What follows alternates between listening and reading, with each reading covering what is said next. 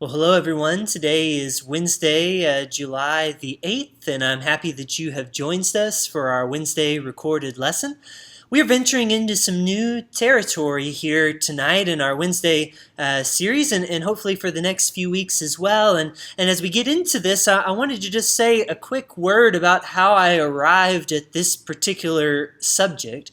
Sometimes I have found this to be true, that sometimes the best way for me to select a series or a topic or a part of the Bible to cover is sometimes simply to ask, what is it in my life that I need to hear right now in my spiritual journey? Like if I place myself in your shoes and I'm the one sitting in the pew listening, or these days sitting on your couch listening, what is that thing from Scripture that Stephen really needs to hear in his life that if he really found it would make him a better follower of Jesus Christ? And sometimes that path of dwelling deeply on myself or inward reflection has this surprising outcome that it leads to things to preach about that are about more than just what I need. What I find is that very often that process of looking into my heart teaches me that the things that I need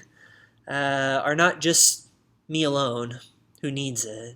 And the places where I need to grow often are places that we all can grow together.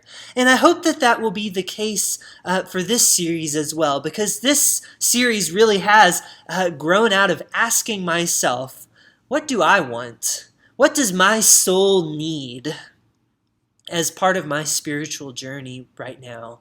And one of the recurring answers to that question has been wisdom. Wisdom is that thing that my soul needs right now as much as anything. And I wonder, is that true of you as well? As you think about that question, allow me to share just a few reasons why I feel like I need wisdom in my life right now. One of the reasons I feel like I need wisdom is because I've been saying a lot to myself lately. What am I supposed to say? In lessons as well as just generally in life. I don't know if you've noticed, but there's a lot going on in the world right now, and yeah, it's also a time in the world where it's easier than ever for someone to broadcast their opinion out to the world, and there's even some degree of social pressure sometimes. Do you feel that? To state your stance on one or more of the many things that people are thinking about these days. But what I've been wondering lately is, what should be said? And how should it be said? And when is it right and necessary to state your case? And when is it right to say nothing at all? And just because you can broadcast your thoughts, does that mean that you should? Thinking about those things, and of course the process of thinking of what to say in lessons week after week has really just been driving home in my heart, reminding me how much I need wisdom right now in my life to say what I really should say. And the same goes not just for questions of what I should say, but also of what I should do. And on that topic, there are many questions right now that are swirling about in my mind. As a minister, I'm constantly asking myself, what is ministry right now? What is ministry these days? And that question applies to Sunday mornings, but it also applies to so much more than just Sunday mornings, as if Sunday mornings alone were not challenging enough to figure out what should we do. But it applies to more than that. What should we do to serve God in the here and now, like in these days that we're living in? One of the most thought-provoking quotes or things that I've heard since the coronavirus shutdown in March was this quote from a minister who was quoted as saying, "In times like these, the Christian's job is first wash hands and then wash feet. First wash hands, then wash feet." course, he's referring to Jesus' selfless act of service when he washes his disciples' feet in John 13 right before the cross. And when I heard that quotation and I heard what he was saying when he said, first wash hands, then wash feet, my initial thought when I heard that was just, I totally agree. And then my very next thought ever since has been, yes, I agree, but how? Like, what's the best way right now? What is the right way today to first wash hands, then wash feet? Like, what is the right way to serve God in these times? And I'm reminded, I need wisdom in order to take that question or that calling and actually live it out in real life. I need wisdom in order to embrace that outward life of service that we are all called as Christians to embrace.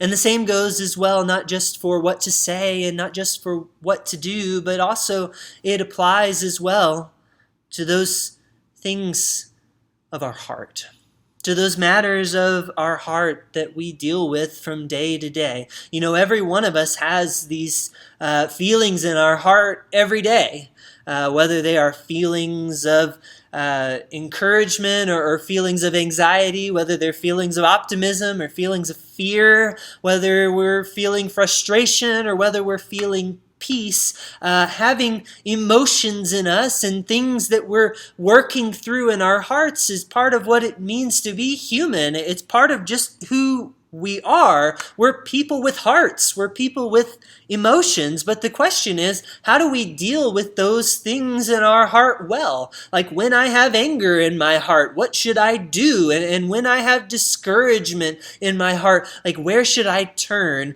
And when I'm thankful in my heart, like what do I do with that? And because I have this hope in me, how do I channel that in ways that are helpful to others? And all of these things in my mind take wisdom in order to deal with what's going on in our inward life and actually use it in productive ways and actually change it when it needs to be changed and be transformed. Use our emotions well.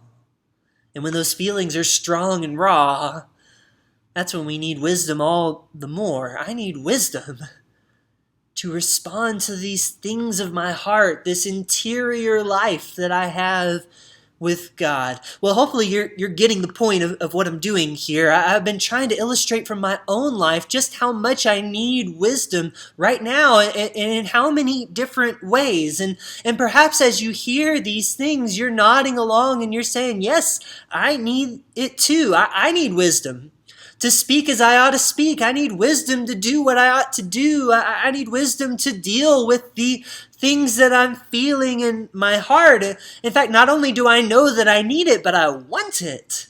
Like, I don't want to just fill the air with noise, and I don't want to just go through life aimlessly, not reflecting on what I do and how I feel. Like, I want to live faithfully and fully in every day that I'm given. And if the things that I'm describing right now are resonating with you at all, then I think that's a really good start for the journey that we're about to take. And perhaps I can invite you to journey with me together in search of wisdom. And in order to do that, I will be going to that book in the Bible best known for wisdom, the book of our Old Testament's called Proverbs. Now, this is not the first time that I've preached a series on Proverbs, although it's been a while. It was a couple of summers ago that we spent some time in the first 9 chapters of Proverbs, which are a little different than the rest of Proverbs from chapter 10 onward. The best way I know to describe it is that the first 9 chapters of Proverbs kind of read like speeches. Usually like whole sections might be about one topic. Whereas from chapter 10 onward in Proverbs, it's almost more like an individual collection of sayings rather than speeches. Maybe from one verse to the next, it might be dealing with very different topics, but throughout you have these little bite-sized nuggets of truth in action, these sayings that express wisdom.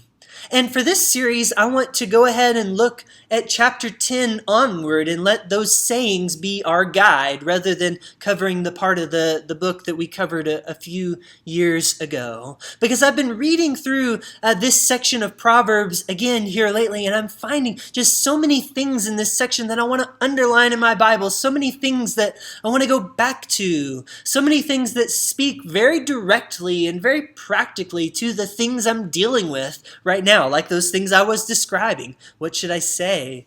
What should I do? What do I do with how I feel? Proverbs as a whole is just filled with insight on all of those topics and more.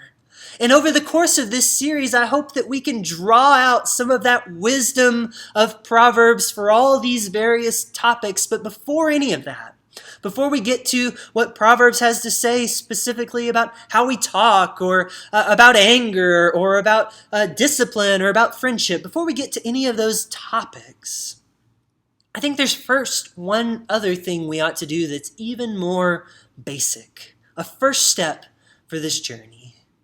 And it comes from Proverbs chapter 16, verse 16. If you'd like to get out a Bible and be turning there, this is really going to be our key verse for tonight as we launch off on this journey. I could have chosen others that were similar to this, but I want to focus on just this one because it really struck me when I read it here recently.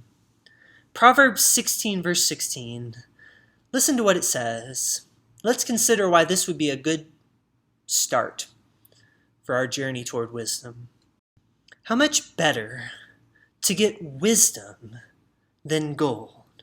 To get understanding is to be chosen rather than silver. Now let me read that verse once more.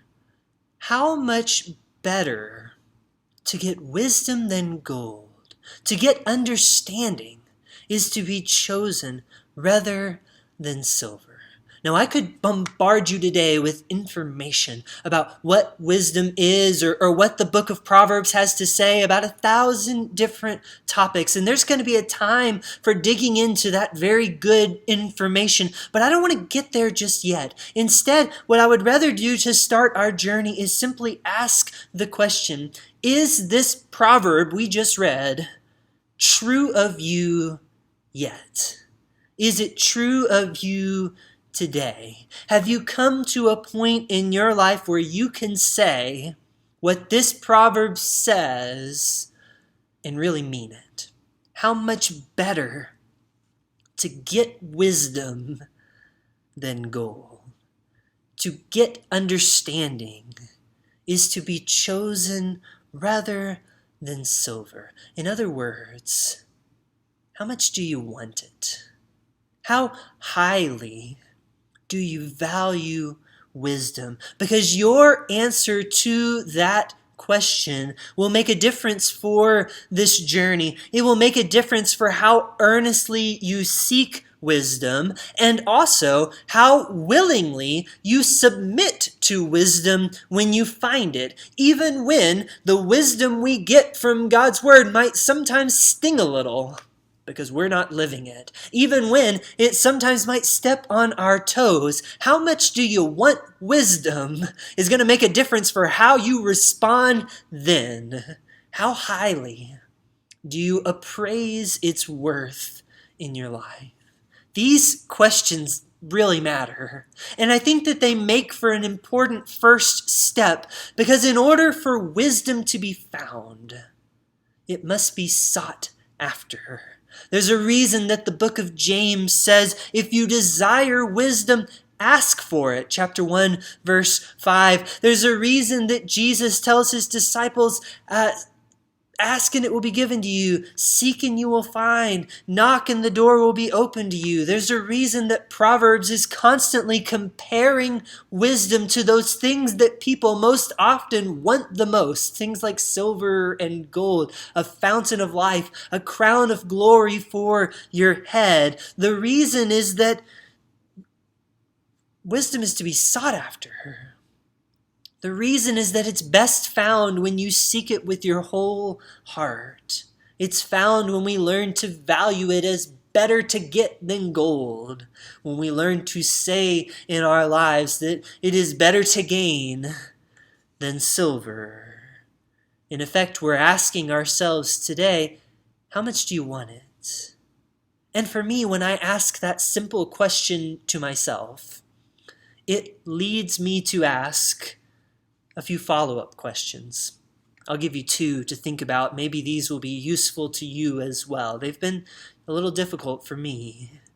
The first one is, could I fill in the blanks of this verse with something else that would make this verse more personal to me, more challenging to me? Like maybe I don't think so much in terms of silver and gold, but is there something else that I want that maybe in competition for wisdom as the prize of my life, as the desire of my heart, something that I might be tempted to value more highly than wisdom? What would that thing be?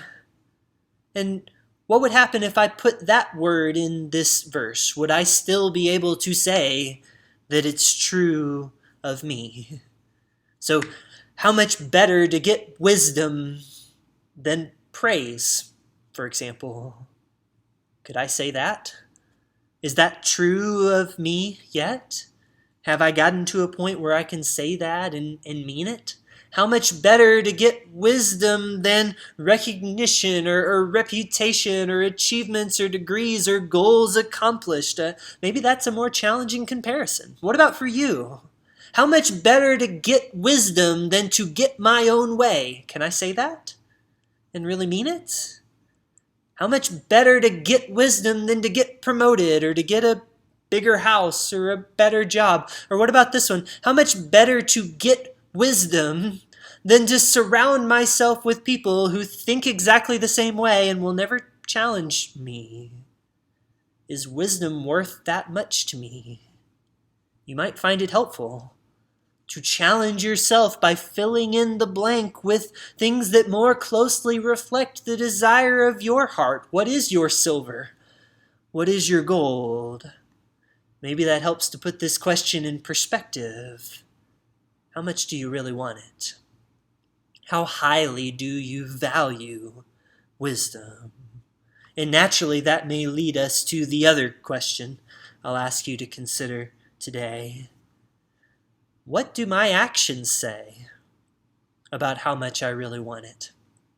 What do my actions say about how much I value wisdom in my life? Because if I really value wisdom, then I might reasonably expect to seek it in my life. So, am I seeking it? How am I seeking it? How earnestly am I seeking it? And where am I seeking it? Am I seeking wisdom from my favorite news station or my favorite social media site? Or am I seeking it from its source above, from the Father of lights who does not change with variation or with shadow due to change, James 1:17? Am I seeking wisdom from the source?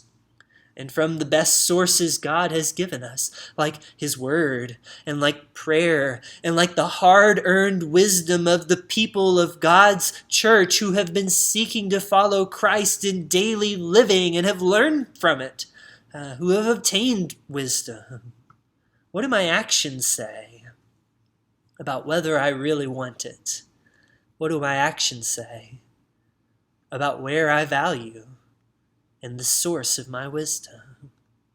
Those are challenging questions, but I think that they are an important start. They are an important start to this journey that we are taking together toward wisdom, and this is a journey, I believe, that can bless and enrich our lives in countless ways. And the good news is that when it comes to the God that we know and love, the source of all wisdom, we believe that He is a God who gives wisdom to those who really want it and those who really seek it. James chapter 1 verse 5 is a verse I mentioned earlier about the importance of seeking wisdom. Who desires wisdom? Ask God for it. The reason we ask God for it, the rest of the verse says, is because God gives generously to all without reproach, and it will be given to him. But we must ask. and seek it in faith and not in doubt. And that is my prayer for you.